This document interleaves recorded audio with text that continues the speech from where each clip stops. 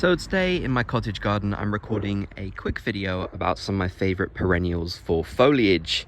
Now, a lot of you have been commenting on my videos saying you want all of the names on screen and such, so that is something I'm going to start doing, and I hope that is something you find useful.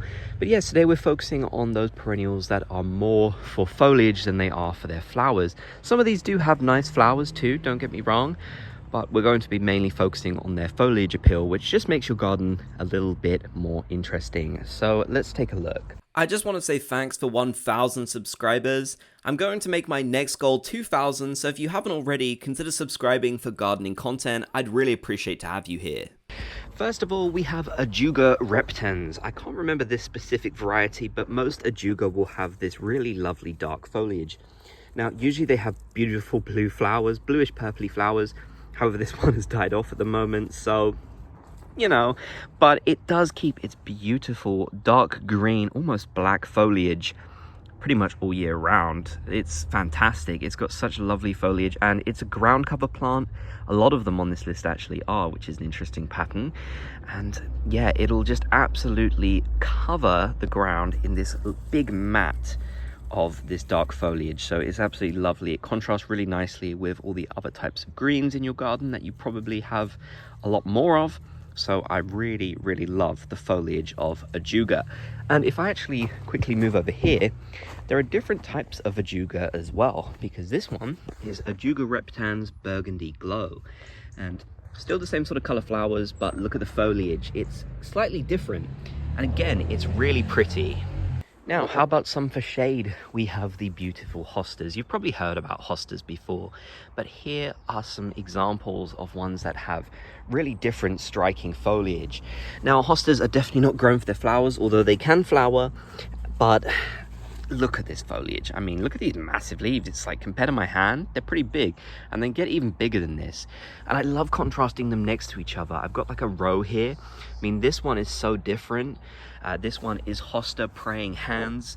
I don't know all of the varieties because I didn't really keep a good track of them when I first got them, but basically you'll be able to find tons and tons of different hostas. So I highly recommend having these in your garden. They are fantastic ground cover plants for shade, and they will give you that amazing foliage. Heuchera is another type of beautiful plant for foliage. It does have these really nice flowers. This one, I believe, is Heuchera obsidian. I wanted to find the exact tag, but now it's gone. I think this is Heuchera obsidian. But look at that lovely dark foliage. It contrasts so nicely with other plants. You can plant it really closely. Very small. Very small plants Heucheras are. And let me show you some others you can get. This is Heuchera green spice. I mean, that's just incredible. Look at that. Look at the veins on that. It's amazing. I love Heuchera so much. They're so diverse. The amount of different colors you can get for Heuchera and Heucherella is crazy. Let's find some more, because I have so many more in my garden. Here's another one which is specifically called Heuchera Berry Smoothie. It's really red. And then we have another one over here, which is a sort of burgundy kind of color. I wish I could find the name. It's got to be in here somewhere. It is. I knew it was. This is Heuchera Fire Chief. So yeah, absolutely gorgeous. Next, we have Stachys byzantia, which is also known as lamb's ear, I believe. Some people call them bunny ears, I think. But yeah, I mean, this does again have flowers, sort of kind of white flowers, I believe. But the foliage is gorgeous. You need to touch one of these because it does genuinely feel like a lamb's ears or a bunny's ears. They're amazing. I love them. I love that sort of whitish green color that it's got.